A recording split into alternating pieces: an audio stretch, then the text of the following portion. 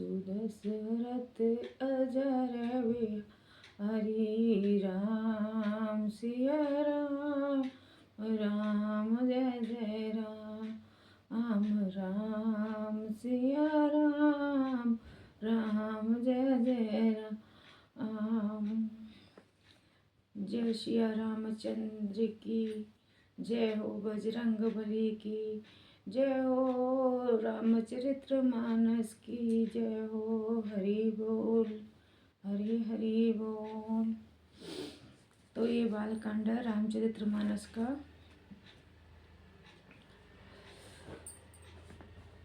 नरप सब नखत करी उजियारी टारी ने संके ही चाप तम भारी। कमल कोक मधुकर खग नाना हरस हरप सकल नासा अबसाना। सब राजा रूपी तारे उजाला मदन प्रकाश करते हैं, पर वे धनुष रूपी महान अंधकारों को हटा नहीं सकते। रात्रि का अंत होने से जैसे कमल, चकवे, भौरे और नाना प्रकार के पंछी हर्षित हो रहे हैं, ऐसी प्रभु सब भगति तुम्हारी। होई टूट धनुष सुखारी सुखारे। ओ भानु बिनु श्रम तम नासा। दूर नखत जग तेजु प्रकाशा। वैसे ही हे प्रभु, आपके सब भक्त धनुष टूटने पर सुखी होंगे। सूर्य उदय हुआ बिना ही परिश्रम, अंधकार नष्ट हो गया, तारे छिप गए, संसार में तेज का प्रकाश हो गया। रवि निज उदय व्याज रघुराया। प्रभु प्रतापो सब नरप नहीं दिखाया। तब भुजबल महिमा उद्घाटी।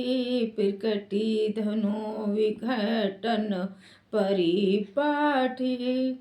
हे रघुनाथ जी, सूर्य ने अपने उदय के बहाने सब राजाओं को प्रभु आपका प्रताप दिखलाया है। आपकी भुजाओं के बल की महिमा को उद्घाटित करने, खोल कर दिखाने के लिए ही धनुष तोड़ने की यह पद्धति प्रकट हुई है। बंधु वचन सुनी प्रभु मुस्काने। होई सुचि सहज पुनित नहाने। नित क्रिया करी गुरु पहियाए। चरण सरोज सुभग सिरनाए।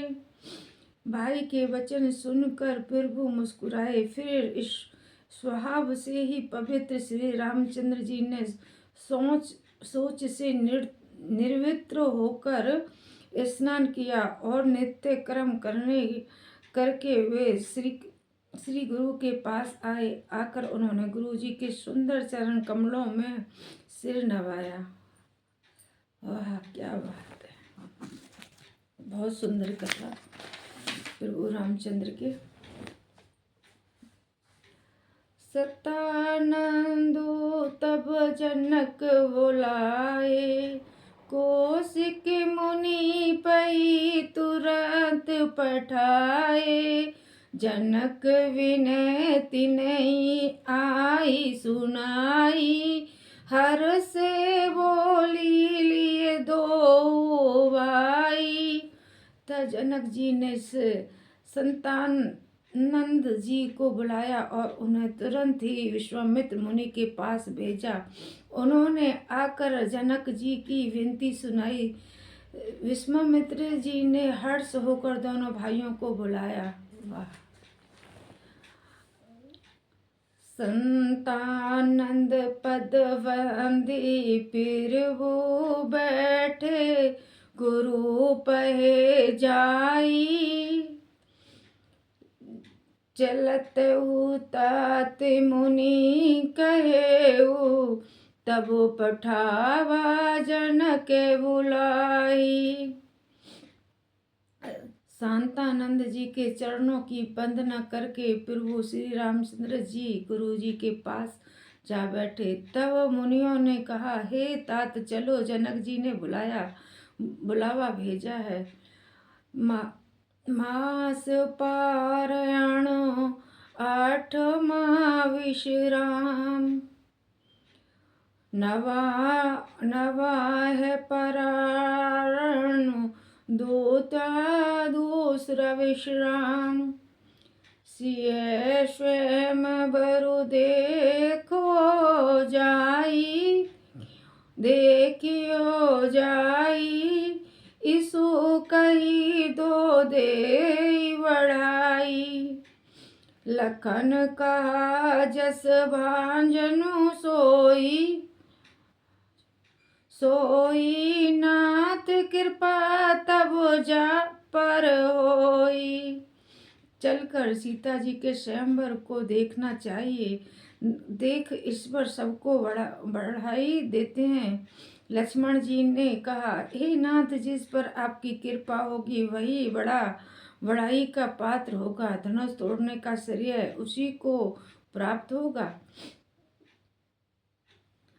ये लक्ष्मण जी प्रभु रामचंद्र जी से कह रहे हैं।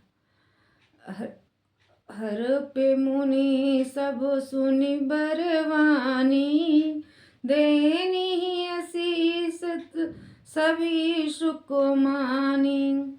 पुनि मुनि बंद समेत कृपाला, देखन चले धनुष मुखशाला। इस श्रेष्ठ वाणी को सुनकर सब मुनि प्रसन्न हुए। सभी ने सुख मानकर आशीर्वाद दिया। फिर मुनियों के समूहित कृपालु श्री रामचंद्र जी धनुष यज्ञशाला देखने चले। रंग भूमि आए दो भाई, असी सुधी सब पूर्व सिनेही पाई। चले सकल ग्रह काज विसारी, बाल जवान जरट नर नारी। दोनों भाई रंगभूमि में आए हैं। ऐसी खबर जब सब नगर वासियों ने पाई, तब बालक जवान बूढ़े स्त्री पुरुष सभी घर और काम काज को भूलकर चल दिए श्री रामचंद्र और लक्ष्मण जी को देखने। देखी जनक वीर भय भारी, सुचि सेवक सब लिए कारी। तुरंत सकल लोग ने पही जाऊ, आसन उचित देहु सब काऊ। जब जनक जी ने देखा कि बड़ी भीड़ हो गई है, तब उन्होंने सब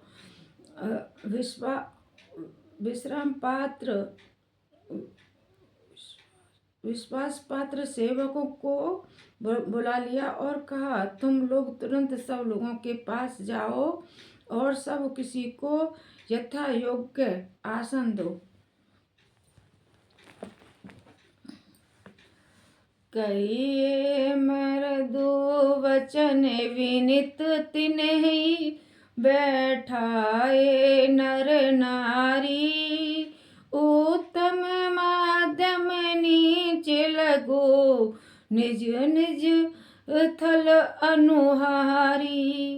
उन सेवकों को ने केवल और नमन वचन कहकर उत्तम, माध्यम, नीच और लघु सभी श्रेणी के स्त्री पुरुषों को अपने अपने योग्य स्थान पर बिठाया।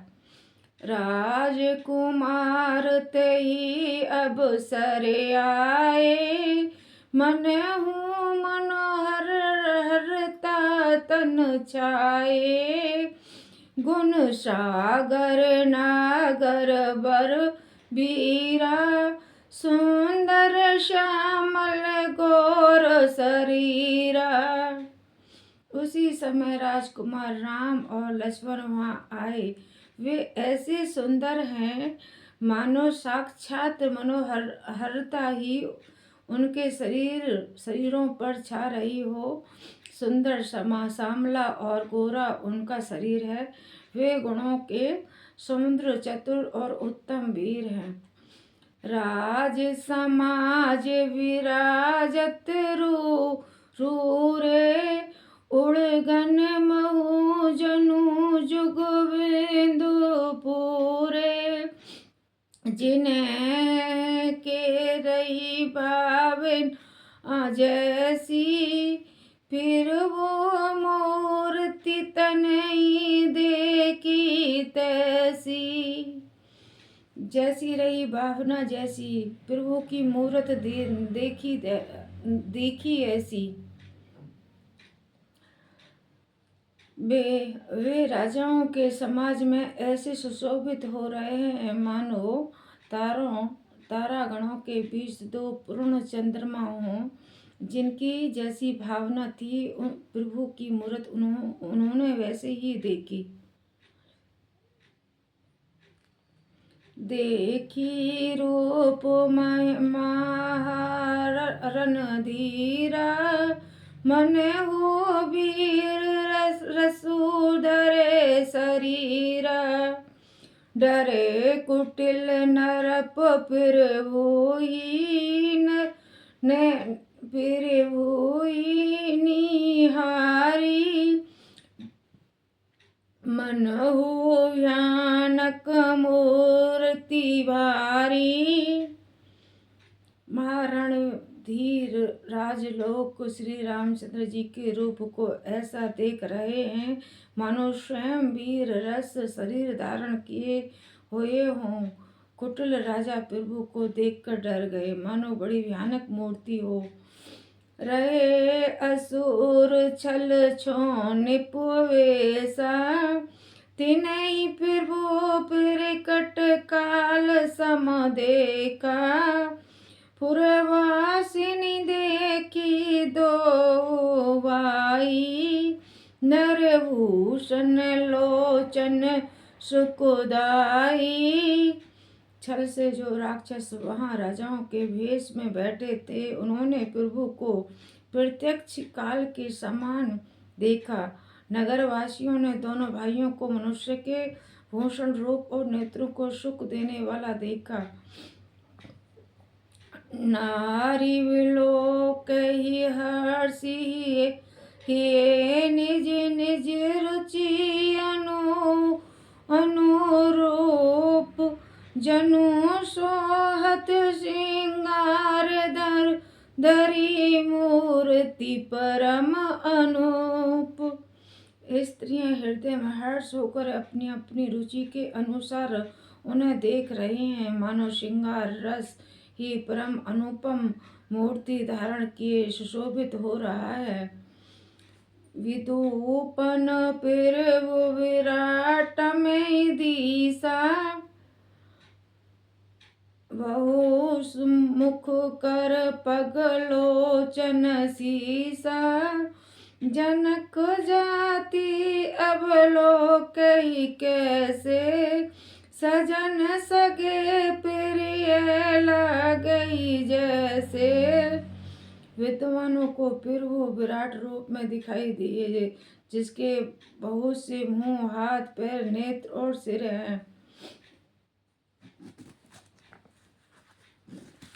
मंगल भवन अमंगल हारी, दीर्घायु सुदशरथ अजर बिहारी।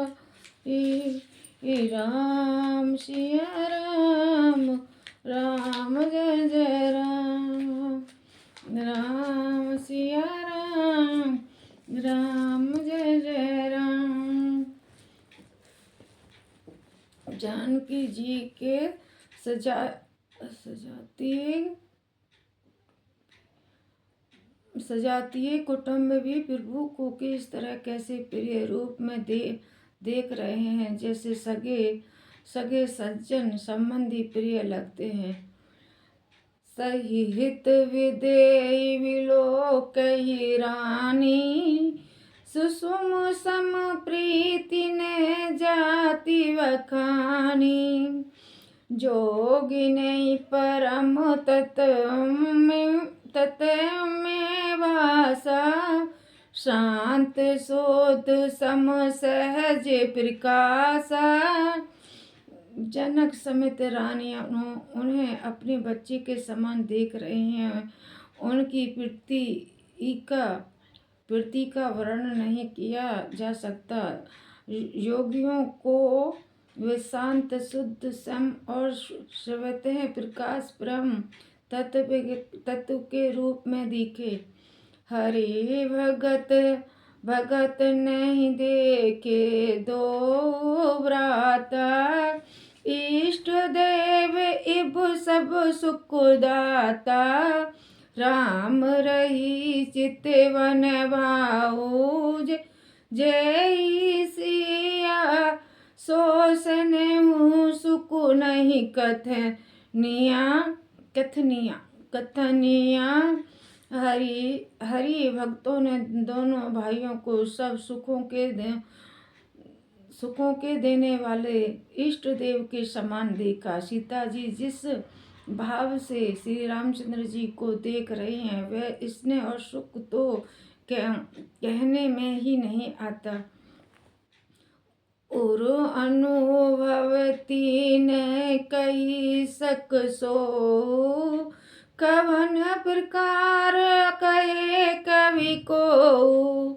ए विधि रहा जाई जस जभाऊ, ते तस देखऊ कौशल राऊ।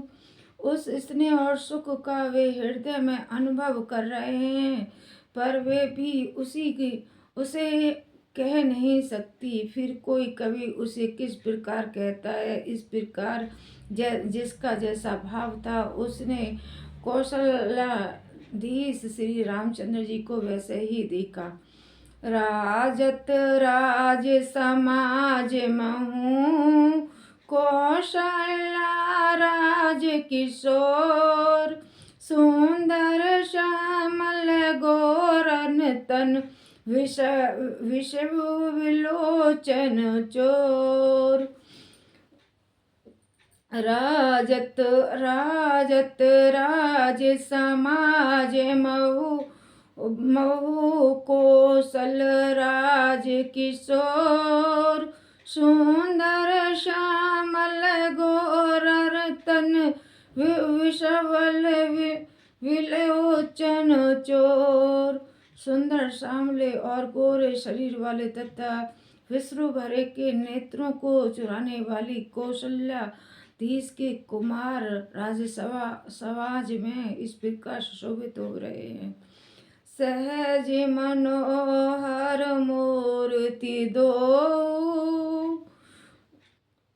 कोटि काम उपमा लघु सो।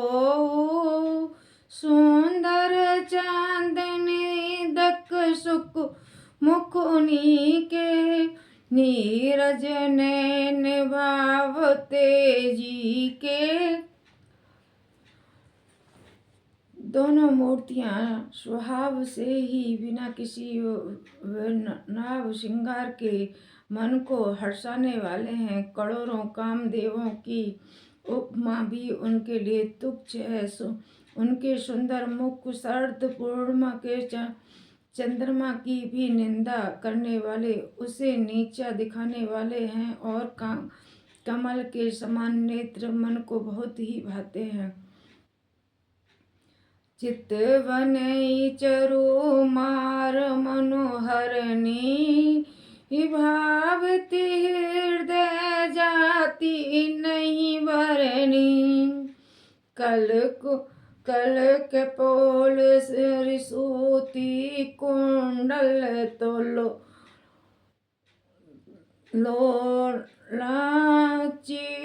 शिव को अधर सुंदर मर्दो बोला। सुंदर चितवन सारे संसार के मन को हरने वाले कामदेव के भी मन को हरने वाली है। वह हृदय को बहुत ही प्यारी लगती है, पर उसका वर्णन नहीं किया जा सकता। सुंदर गाल हैं, कानों में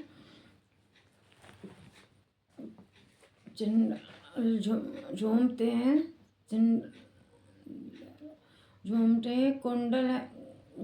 कुंडल हैं, थोड़ी और अधर होठ सुंदर है, कोमल वाणी है। कुमुद बांधो करनेंदक हासा, भरे कुटी विकट मनोहर नासा। भाल विशाल तिलक झलकाई, कछविलों की अली अबली ले जाई,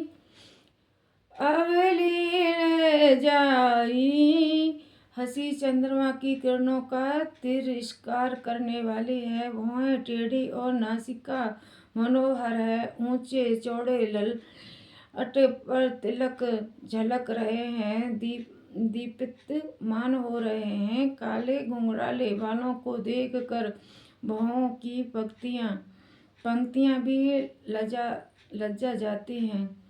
पीत चौतनी सिरनी सुहाई, कुसुम कली बीच हिच बनाई।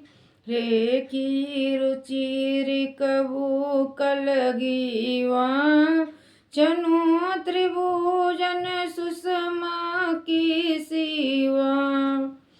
पीली चौकोनी टोपियां सिरों पर सुशोभित हैं, जिनके बीचों बीच में फूलों की कलियां बनती हुई हैं।